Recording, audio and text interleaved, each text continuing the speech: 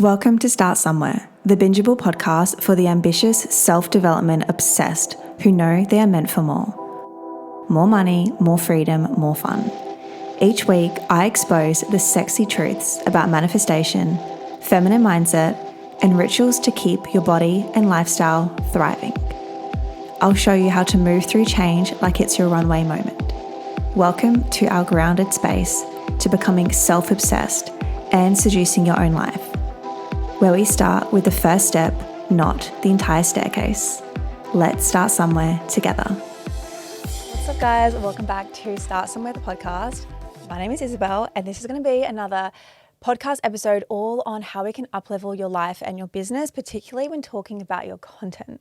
So this one has me so excited to film 3 risky moves that activated my overflow era, that activated so much more abundance to help scale my business, that activated how I could actually scale my business.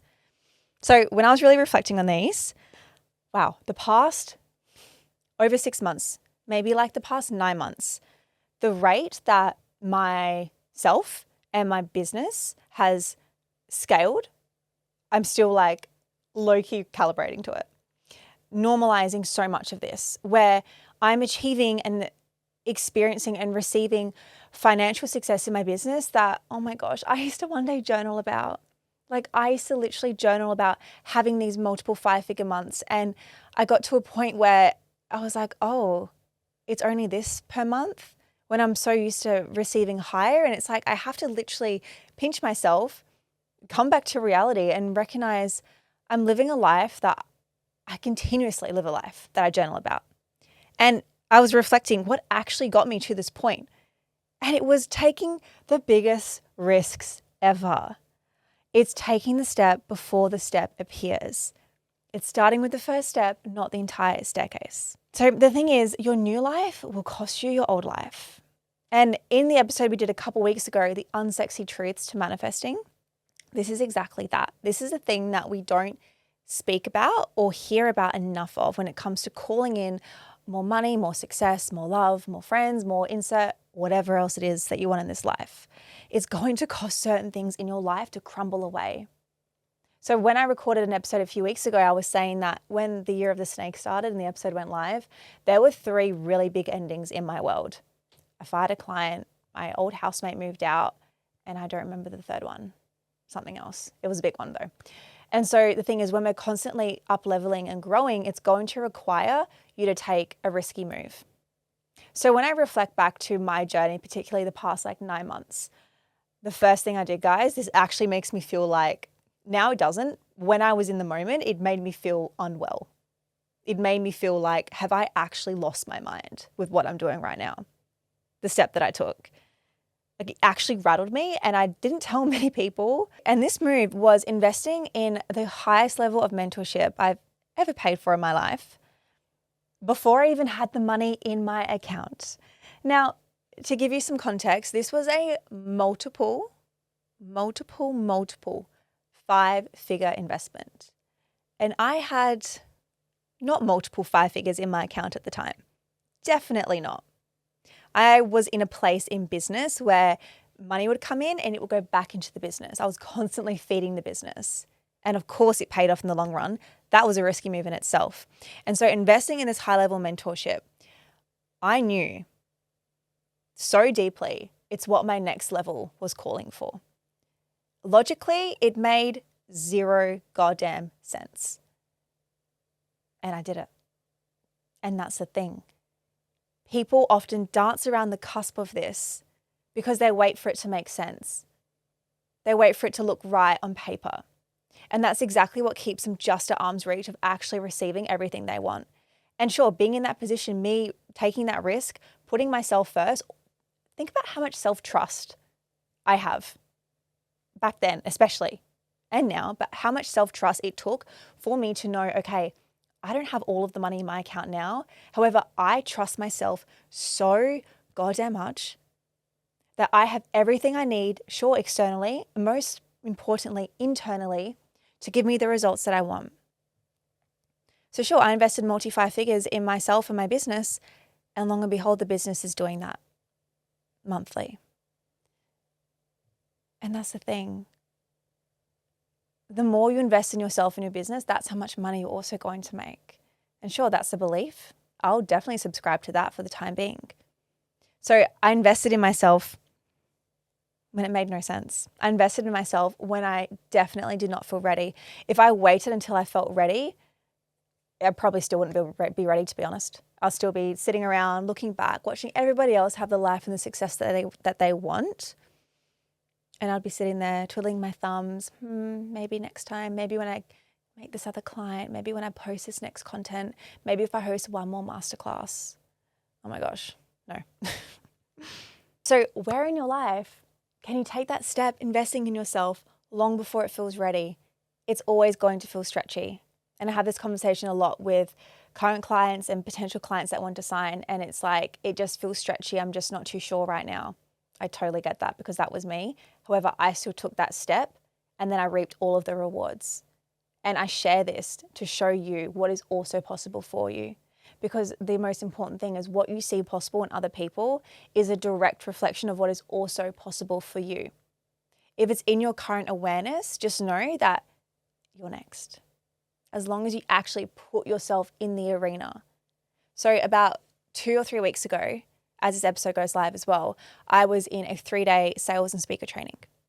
And this training, out of all the self-investment I've done, all the self-development, the business work, this training was really the thing that clicked a lot of pieces in for me.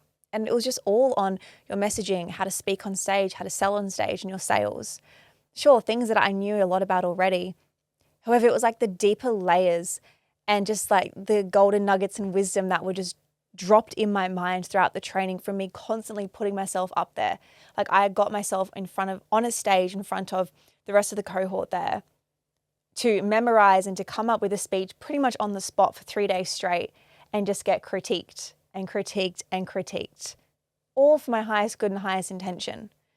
You do this with your hand, your hair is this, you need to wear a different top, your speech is this, your wording is this, your pacing here, like the list goes on. And I voluntarily put myself in that arena because all of the feedback that I received, it's just lessons. It's just for me to continue to improve upon. It's not to say, you're shit, you suck, get off the stage. I put myself in that arena. I put myself up on that stage. I gave myself the spotlight. And that's the thing, so many people, and I have this conversation with clients as well, they're waiting to be called upon. They're waiting to be asked. How can you actually just insert yourself in those rooms, on those stages, in that arena? Like metaphorically, of course, how can you insert yourself there? And the way I do this in my everyday life, so you can get an example, like a taste of this. So we can map everything I say to different areas of life. So for example, I've moved to a new city about 7-8 months ago now. And so it's like, how can I start to insert myself in the rooms, in the places, around the people that I actually want to be engaging with and socializing with? And this looks like joining a new gym. This looks like going to a podcast studio like this. This looks like going to different cafes, to different events, as of right now, as I'm recording this, I've been playing volleyball every week and meeting new people. I go to a bunch of different events to meet new people. I'm doing this intentionally to put myself in the right rooms. So for the longest time, I realized that the only tie I really had left from my Adelaide life versus to my Gold Coast life was my gym. The gym in Adelaide was a huge part of my identity. I loved it, classes, it was fun. It was like my safe space. It was comfortable. And so I moved to the Gold Coast and was still going to that same gym up here. And I knew that it was my last piece of Adelaide. And I started to lose the same joy and excitement for it as I had when I was living in Adelaide. And that's how I knew that its time was coming to an end. And living on the Gold Coast, we are absolutely fortunate for the amount of different gym, fitness, group studio options are up here. And for some reason, I just didn't go after the one that I actually wanted to go after for insert whatever excuse I had at the time. And I've just joined a group fitness studio about a couple weeks ago, and I'm obsessed. I'm loving it because yes, it's fun. I'm training with friends, and also it's the community I'm around. So my old gym in Adelaide, the one up here, it's not the vibe. It's not my people. It's not the place. It's not expansive. Or as I look at the gym I'm going to now here, it's my kind of people. It's energizing, it's young, it's full of my friends. And so like I share this example to show you where in other areas of your life can you start to insert yourself in those arenas, on those stages, around those people. I love how I was talking about investing 5 figures into mentorship and we ended at the gym. This is to show you how we can map all these like lessons and learnings across, which I love to do so much throughout these episodes. Okay, this one, oh my gosh. Delete plan B for good. Delete it. So, and I can speak on this because for so many years, like when I started my business in 2022, I was not working a full-time job.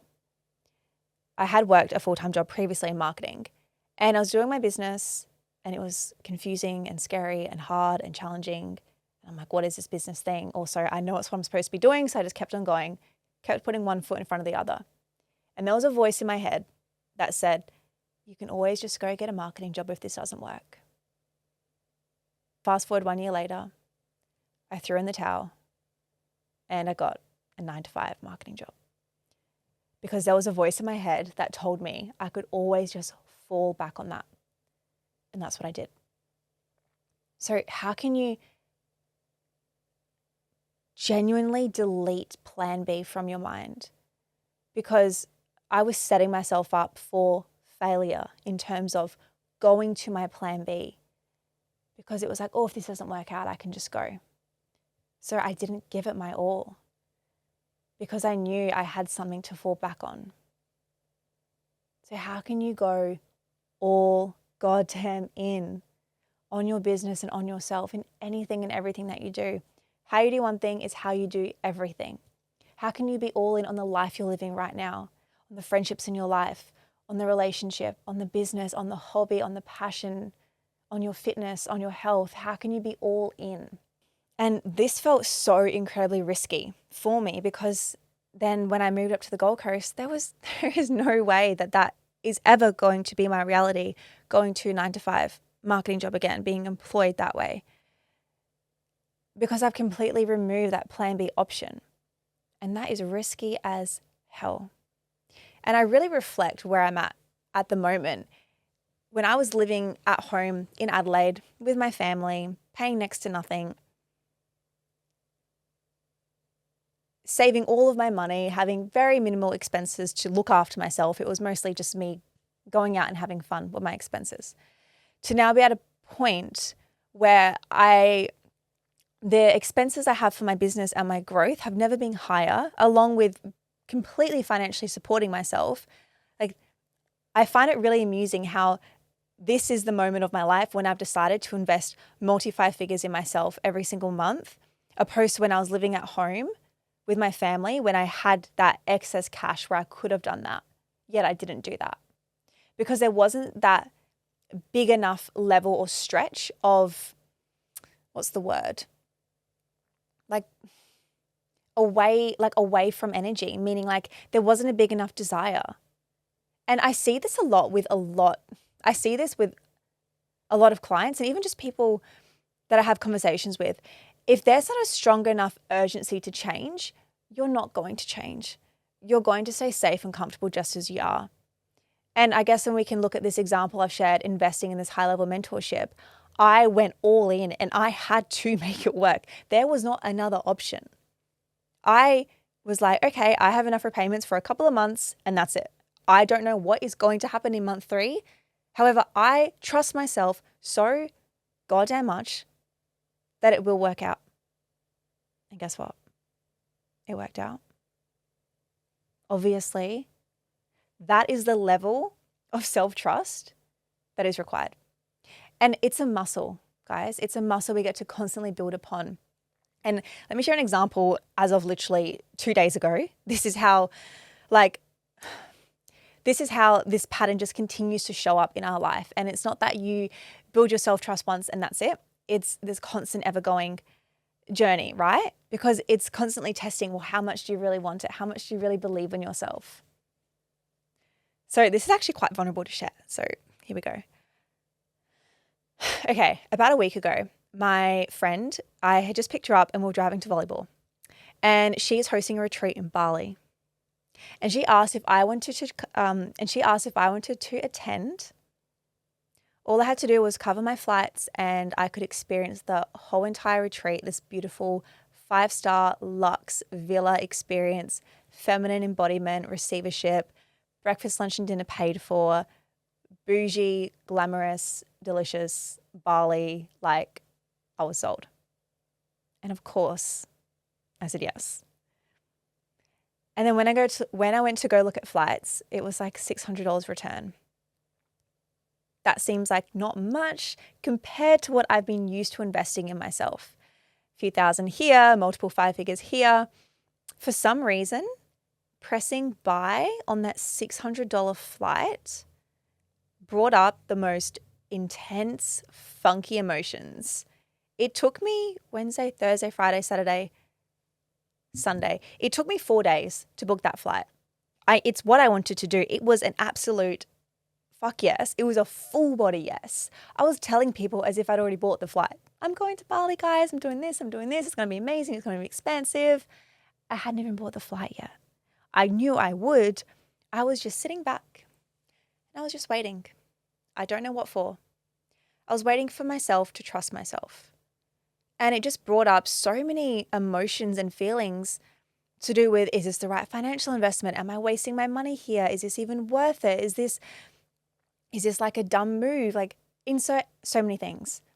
And bless my friends, literally bless them for being such soundboards for me. They're like, you still haven't bought your flight? What are you waiting for? And the conversations I could have with them to help me recognize, okay, is this going to give you a great ROI in life? Is this going to improve your life? Is this going to improve your business? Are you going to miss anything by not going? My answers were all pointing towards pay the $600 for the flight. And for some reason, my self-trust was being so goddamn challenged. Anyway, guys, I booked the flight and I'm going to Bali, end of March. Whoop. And wow, the journey to get there, so interesting. It just, that experience, it was so interesting because I am incredibly self-aware now, even more so. The fact I could be in the experience and just be feeling it so deeply and wholeheartedly, all these emotions and a whole human experience, versus then also seeing myself from, a self-awareness point of view, like, what are you actually doing? Book the flight. It was just such an interesting paradox to hold. And I share this to show you it's a constant muscle we get to grow and we get to improve upon. How can you trust yourself so much more? Like there's another example as well. There's so many examples all the time, like how I'm constantly, like, life isn't just like sure, life is amazing. And you only see the highlights.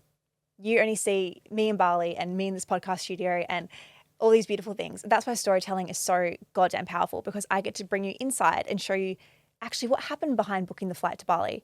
And actually, what was the journey of coming to this podcast studio? I shared this in the episode a couple of weeks ago. Guys, I paid for this and bought this, and it took me like a month and a half to get my butt on this chair. Because insert every other excuse and limiting belief and fear and worry about perfection. Like, it doesn't make sense to me now. However, that was my experience. And I'm like constantly amazed at, once I work through that, I can look back and be like, oh, that's what that was teaching me. Like hindsight should be your BFF.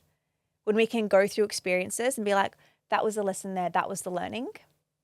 That's how you're going to ensure, A, you never repeat lessons, and B, you get to learn and grow and be your best self. So we completely digress, and also I know that was super important to share. Okay, and the final risky move, your community is your net worth. We know that already. How can you get really, what's the word? Savage in a really nice way. How can you get really clear on who actually is welcome in your space, in your world? I'm talking friends you see. I'm talking people you message, messages you reply to, DMs you receive, emails, conversations you have. How can you get so razor sharp on who these types of people are in your world, because your community, your community and your environment is going to impact you drastically. And a risky move I did here, so I invested in my high-level mentoring about 7-ish, 8 months ago, and I knew my environment had to change. I think I mentioned this on an episode recently as well. I just moved to the Gold Coast, had signed a lease, all my furniture was there, and the thought of moving within like 2 or 3 months just like logistically and logically just sounded fucking stupid. And so I did that anyway, because emotionally I knew it was the right thing to do. Logically and on paper, ridiculous. I had this feeling, I had this knowing. So I followed that nudge. I moved riskily. I organized myself to move out of that house, to find a new house, to have new housemates, to break the lease, like did all of those. And my income in my business, the way my business scaled, it completely exploded because I had changed my environment.